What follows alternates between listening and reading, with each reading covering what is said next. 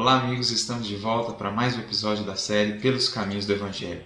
Nessa data especial, Dia das Mães, nós gostaríamos de deixar aqui já a nossa homenagem, nosso preito de carinho e gratidão a todas as mães do mundo, à nossa mãe nessa existência e à mãe de todas as mães, Maria, sobre a qual falaremos um pouquinho hoje. Sobre esse espírito sublime que prossegue trabalhando ativamente com Jesus pela regeneração do mundo e pela regeneração dos corações, sobre esse espírito que segue na condição de anjo tutelar do cristianismo, na feliz definição de Emmanuel. O que seria do mundo sem o amor e o carinho das mães, sem a capacidade de renúncia, de sacrifício, de perdão e de compreensão do espírito materno?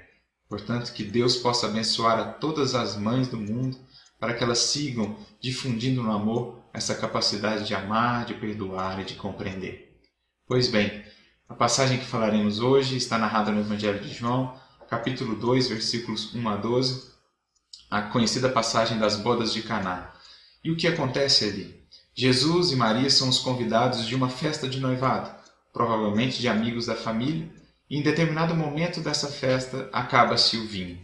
Esgota-se a provisão de vinho, o que era de fato constrangedor naquela época em que a festa de noivado tinha uma conotação muito profunda, o casamento era um momento muito importante, e então para os noivos era algo verdadeiramente constrangedor ter a sua provisão de vinho esgotada.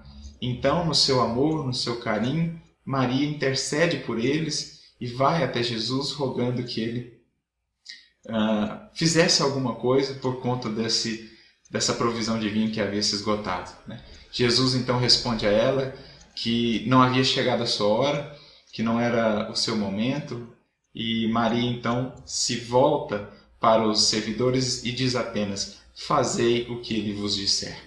A gente vai ler o texto aqui, esses versículos em especial, e depois nós vamos adentrar, vamos dizer, no significado simbólico do texto, mais do que apenas no que aconteceu ali naquele momento. O texto nos traz algo muito profundo, uma expressão muito simbólica dessa passagem.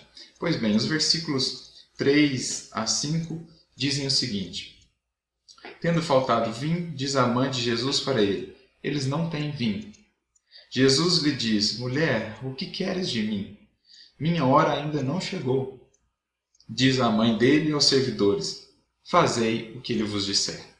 O primeiro ponto aqui a esclarecer é que Jesus não foi de nenhuma maneira frio ou rude com sua mãe. A expressão mulher utilizada por ele era, na verdade, uma maneira respeitosa de se dirigir à sua mãe ou de se dirigir a uma mulher naquele contexto. Então Jesus não foi frio nem rude com a sua mãe. Mas Jesus traz um ensinamento também a nos dizer que a sua hora não chegou. Mas para que possamos adentrar no aspecto simbólico do texto, como nós falamos, precisamos entender primeiro o significado de alguns elementos. O primeiro deles, o significado do casamento, ou das núpcias, das bodas. Na linguagem bíblica, de uma maneira geral, tanto no Antigo Testamento como no Novo Testamento, o casamento tem uma conotação muito importante. Por ser uma relação muito forte naquela cultura, muito importante, por representar algo muito profundo, o casamento era o símbolo, no Antigo Testamento e no Novo, da união da criatura com Deus. Muitas vezes os profetas, nos textos bíblicos, se referem da união da criatura ou da fidelidade da criatura aos ensinamentos divinos como o casamento. E nesse sentido, o adultério ou a prostituição representariam, na linguagem bíblica, o afastamento dessa relação, ou a infidelidade da criatura ou de uma comunidade em relação às leis divinas. Daí, por exemplo, a figura da grande prostituta do Apocalipse, que é uma representação de uma comunidade que se afastou da vivência das leis divinas e que, portanto, se tornou infiel, que estava cometendo um adultério em relação a esse relacionamento com Deus. Então, o casamento representa a união da alma com o Criador ou da humanidade, de maneira geral, com o Criador. Por isso, Jesus representa o reino de Deus, no capítulo 22 de Mateus, como um grande banquete em comemoração às núpcias do Filho do Filho do Senhor. Ou seja, o que ele está dizendo, ele é aquele Filho que veio efetivar as núpcias da humanidade com aquele que a criou, né? Com o seu Criador, com o seu Senhor.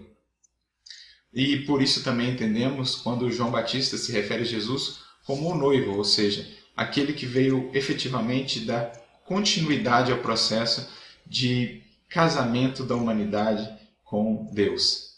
Então nós entendemos esse símbolo do casamento como esse processo de aprofundar e de estreitar o relacionamento com o nosso Pai, ou com o nosso Criador, com aquele que é o Supremo Senhor do Universo. Nesse sentido, nós entendemos também um outro aspecto, outro elemento importante, que é o elemento do vinho.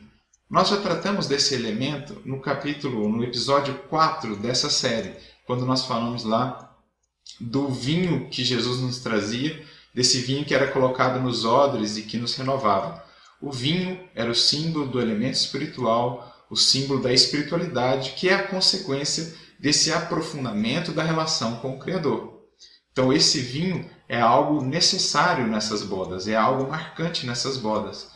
Mas como nós todos estamos nesse processo ainda de união que não se efetivou, nós ainda estamos no noivado, né? Como nos diz Emmanuel, lá numa mensagem muito bonita, no livro Caminho, Verdade e Vida, capítulo 171, Emmanuel nos fala desse noivado em que nós estamos. Muitas vezes esse vinho se esgota. Ou seja, o vinho da esperança, o vinho da alegria, o vinho da felicidade, nos momentos de dificuldade, se esgota momentaneamente. E nós nos consideramos ou nos colocamos na posição de desalento, de desesperança e tudo mais. E é nesse momento que Maria vai interceder com Jesus, interceder por nós lá com Jesus, pedindo que Ele renove a provisão de vinho na nossa alma, a provisão desse vinho que representa aqui a alegria, a esperança, enfim, a força daqueles que querem seguir nesse processo de comunhão. Mas Jesus diz para ela, olha, minha hora ainda não chegou.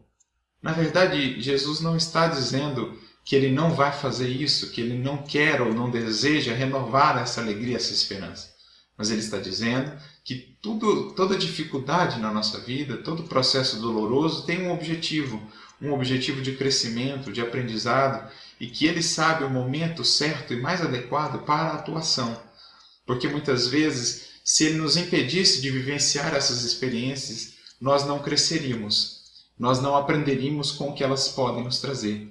Ou mesmo nós não buscaríamos mudar caminhos, mudar condutas ou posturas. Então toda dificuldade na nossa vida tem um propósito, um objetivo, e Jesus sabe a hora determinada de vir e renovar esse vinho da alegria. Com isso Ele está dizendo também que toda dificuldade e toda problemática na nossa vida tem caráter transitório. Assim como a noite sempre cede lugar à luz do dia, e assim como a tempestade sempre cede lugar à calmaria, assim são também todas as nossas dificuldades na nossa vida. Tudo passa, tudo se renova, e nós podemos aproveitá-las ou não para o nosso crescimento. Então nós nos lembramos aqui do conselho que Chico recebeu de Maria quando solicitou a Emmanuel que buscasse esse conselho no momento de dificuldade com ela. Então a resposta que chegou foi, Chico, ela mandou lhe dizer, isso também passa. Toda dificuldade na nossa vida passa. O que vai permanecendo, o que vai ficando, é o que aprendemos com essas dificuldades, é as virtudes que construímos nesse processo. Enfim, o que vai ficando é o quanto nós temos aprofundado a nossa relação com Deus, a nossa relação com o Mestre, a partir desses processos difíceis, a partir dessas dificuldades. Porque, como nós aprendemos, todo o afastamento das leis divinas gera consequências negativas e danosas para o nosso espírito. Aliás, toda a infelicidade da nossa vida surge desse afastamento das leis divinas, como está dito lá na questão 614 de O Livro dos Espíritos. A lei divina, a lei natural, é aquela que define para o homem como ele deve proceder bem e como ele procede mal. E o homem só é infeliz quando ele se afasta dessa lei, quando ele atua pensando apenas nos seus caprichos e muitas vezes traz ou gera infelicidade para si e para aqueles que convivem com ele. Então, recuperar esse vinho da alegria, esse vinho da felicidade, é recobrar a nossa união com o Criador, é nos reaproximarmos, nos reharmonizarmos com as leis divinas. Daí nós entendemos a orientação de Maria para aqueles servidores. Quando Jesus responde a ela que a sua hora não havia chegado, ela meio que exercendo a sua autoridade de mãe, como dizer assim, olha, isso é com você, eu vou falar ali com os servidores. E ela diz assim para eles, fazei o que ele vos disser. O que ela está falando na verdade? Busque seguir as orientações e os ensinamentos de Jesus, porque as orientações e os ensinamentos de Jesus são o caminho para a nossa reaproximação ou a nossa reharmonização às leis divinas. Porque o Evangelho do Mestre não é apenas um conjunto de textos ou de ensinamentos. O Evangelho do Mestre é um modo de vida exemplificado em cada instante de sua estada na Terra, da estada de Jesus na Terra, em que ele demonstra para nós como se deve ter uma vivência harmonizada com as leis divinas e, portanto, uma vivência que nos traz o máximo possível de plenitude e de paz. Então, no fundo, com o coração de mãe, ela sabia que Jesus iria ajudar, mas ela sabia que Jesus, mais do que nunca, mais do que todos, sabe o momento adequado de ajudar e de atuar em nossas vidas, pensando no nosso melhor, pensando na nossa verdadeira evolução espiritual.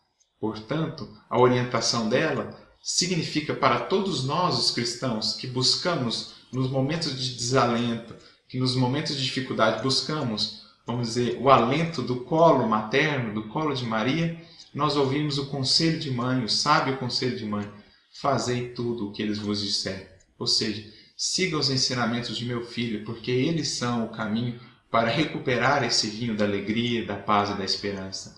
Vivencie os ensinamentos de meu filho, porque ele é o caminho para a verdadeira felicidade, não aquela que vem de fora para dentro, mas aquela que construímos dentro de nós, através de uma consciência tranquila e da sensação do dever cumprido. Felicidade essa que não pode ser tomada pelas situações exteriores. Felicidade essa que podemos cultivar e manter mesmo nos momentos de dificuldade. Então é essa a orientação para Maria, a orientação de Maria, de que tudo passa, de que toda dificuldade é transitória e de que o caminho para encontrarmos a felicidade, mesmo nas dificuldades, é vivenciar ou seguir as orientações de seu filho.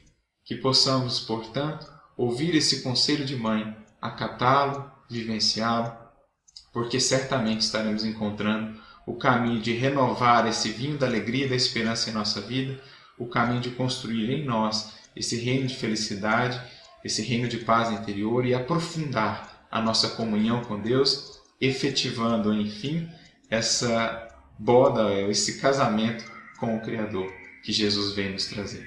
Então, que fique essa mensagem do conselho materno, que possamos ouvi-lo, acalentá-lo, vivenciá-lo e certamente encontraremos o apoio e o auxílio da felicidade que advém dessa paz de consciência.